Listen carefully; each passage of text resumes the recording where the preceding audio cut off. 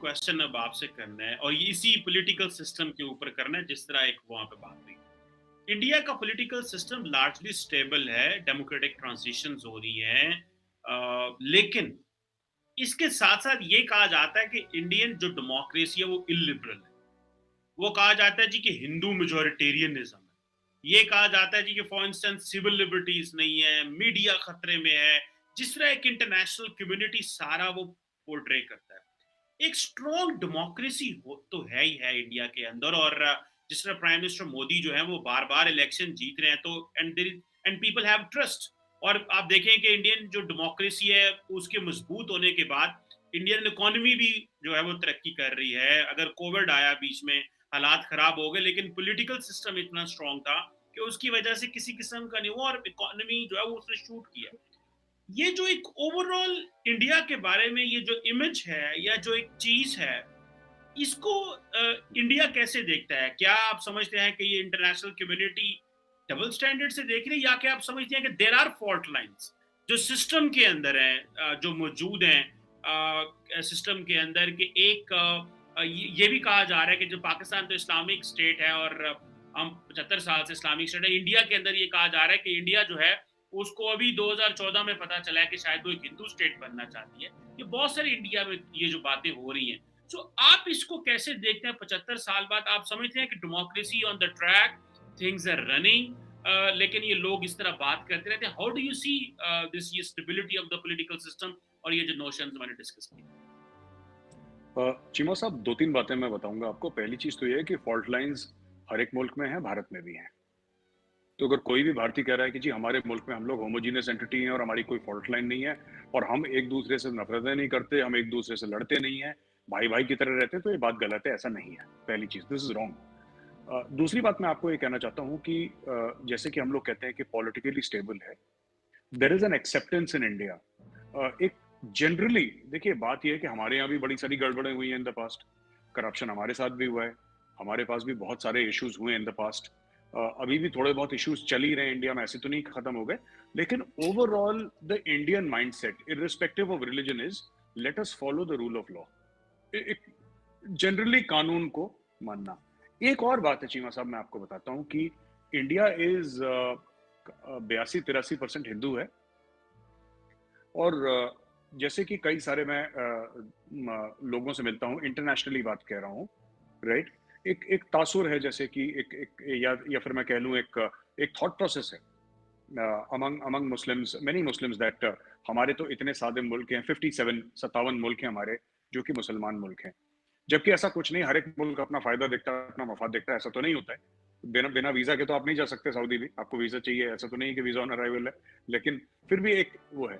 India में ज्यादातर Hindus को ये है कि ठीक है, नेपाल है, एक छोटा मुल्क है, you know, towards our north, and लेकिन लार्जली ये है कि we are alone in this world. ये मैं आपकी शो में पहले भी डिस्कस कर चुका हूँ चीमा साहब, और मैं आज फिर तारड़ साहब भी बैठे हैं, मैं एक बात कहना चाहता हूँ कि एक इंडिया में एक थिंकिंग है कि we are alone in this world, हम लोग अकेले हैं।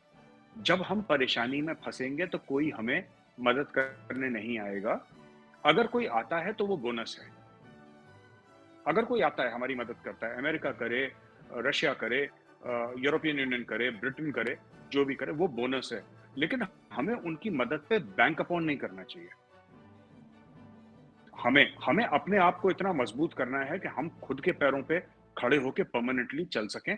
और हमें अगर कोई हेल्प करता है तो ठीक है, चाहे जंग की बात हो, चाहे इकोनॉमी की बात हो। जो लोग इंडिया में इतना इन्वेस्ट कर रहे हैं चीमा साहब, वो क्यों कर रहे हैं इन्वेस्ट? सिर्फ इसलिए नहीं कि अमेरिका बोल रहा है इन्वेस्ट करो इसलिए, ऐसी बात नहीं है। वो लोग इसलिए इन्वेस्ट कर रहे हैं क्योंकि उनको पता है कि 2 रुपए डालेंगे तो 4 रुपए निकलेंगे यहाँ से। Because it is at the end of the day Cheema साहब, इट इज बिजनेस, राइट? जहां तक आपने बोला है कि हिंदू मेजोरिटेरियन जो बात है, देखिए बात यह है कि ये बात अब होने लगी है भारत में। सोशल डिस्कोर्स ऐसा बन गया है भारत में और ऐसी बातें हो रही हैं। इसमें कई चीजें हैं जो लगती हैं मुसलमानों को भारत में खराब लगती हैं, कई चीजें जो हिंदुओं को खराब लगती हैं। I think there is a need for Hindus and Muslims to talk, not at each other but to each other, with each other, आपस में बैठ के। और अगर हम ये कहते हैं कि हिंदू और मुसलमान भाई है, इसमें कोई बड़ा भाई नहीं है, दोनों बराबर के भाई हैं। This needs to be considered, और फिर हम लोग आपस में बात करें। लोग कई चीज़ें मैं उस चीज़ में नहीं घुसना चाहता। लेकिन हाँ, ये एक फीलिंग है जिसको आप हिंदू नेशनलिज़्म कह सकते हैं। ये फीलिंग इंडिया में बड़ी स्ट्रॉन्ग है and Hindu nationalism not as मैं कॉन्सेप्ट भी समझा दूँ यहाँ पे। व्हेन द आरएसएस जैसे राष्ट्रीय स्वयंसेवक संघ है, वो हिंदुइज़्म को एज़ अ रिलिजन नहीं कहते, वो हिंदुइज़्म एज़ अ कल्चर कहते हैं। वो जब कहते हैं ना आरएसएस वाले ये कहते हैं, मैंने आपको एक छोटा-सा एग्ज़ाम्पल देता हूँ। ये पाकिस्तान के बहुत बड़े सहाफ़ी हैं, उन्होंने एक बार बोला था कि यार इंडिया ने ना कभी तस्लीम नहीं करा, पाकिस्तान बन गया, इंडिया ने कभी नहीं माना। मैं गया था बॉम्बे और मुझे एक बहुत बड़े फ़िल्म डायरेक्टर ने बोला कि कि आप तो हमारे भाई हो और कैसी हमारी किस्मत ख़राब है कि हम दोनों अलग हो गए, यू नो और तो उन्होंने बोला कि इंडिया ने कभी तस्लीम नहीं करा। तो मैंने उनको समझाया, मैंने बोला सर ऐसा है ना कि this is not said from a point of malice, it is said from a point of love. ठीक है, और इसमें तकसीम क्या हुआ, इसमें जो बेसिक जो खून बहा वो पंजाब में बहा और जो खून बहा बंगाल में बहा, और तो ज्यादा rest of the country was not impacted that much. Riots हर जगह हुई, पर तकसीम जो इस नॉर्थ इंडिया की अगर हम बात करें, तकसीम किसी पंजाब का हुआ था, दैट इज बेसिकली।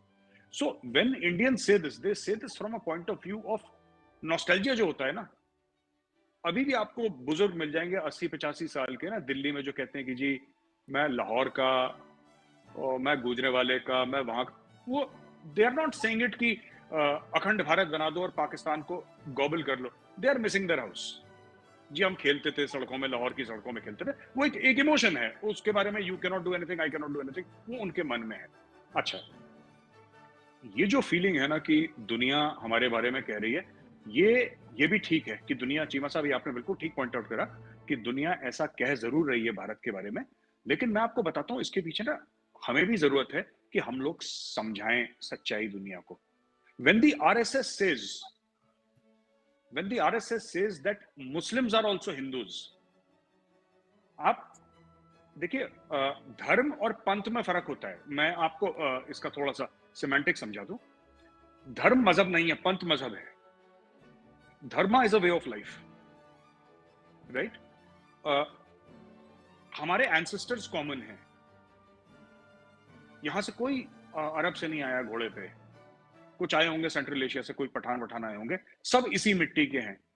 तो दोस्तों, आपने वीडियो में देखा कैसे मेजर गौरव आर्य सर ने बताया कि कैसे हिंदुस्तान का मुसलमान भी अपने देश के लिए वफादार है। और वहीं अगर बात की जाए पाकिस्तान के मुसलमानों की, तो इस समय सारी दुनिया में अगर कोई मुसलमान सबसे ज़्यादा वहाँ पर शर्मिंदा है तो वो पाकिस्तान के मुसलमानों के कारण है, क्योंकि पाकिस्तान के जो मुसलमान हैं वो सारे देशों में जाकर ऐसे ऐसे काम करते हैं जिसकी वजह से पूरे पाकिस्तान के लोग ही इस समय शर्मिंदा है सभी के सामने। और आप सभी ने देखा होगा अब तो कई देशों ने पाकिस्तान के लोगों को वीज़ा देना भी बंद कर दिया है। और इसीलिए मेजर गौरव सर ने बताया है कि क्यों इस समय पाकिस्तान की हालत इतनी बुरी हो चुकी है। वहीं अगर बात की जाए भारत की, तो भारत एक डेमोक्रेसी देश है। वहीं भारत में हिंदुओं की संख्या इतनी ज़्यादा संख्या में होने के बावजूद भी यहाँ पर पाकिस्तान से बेटर हालत में इस समय भारत के मुस्लिम रहते हैं। और यही चीज़ इस वीडियो में क्लियर की है।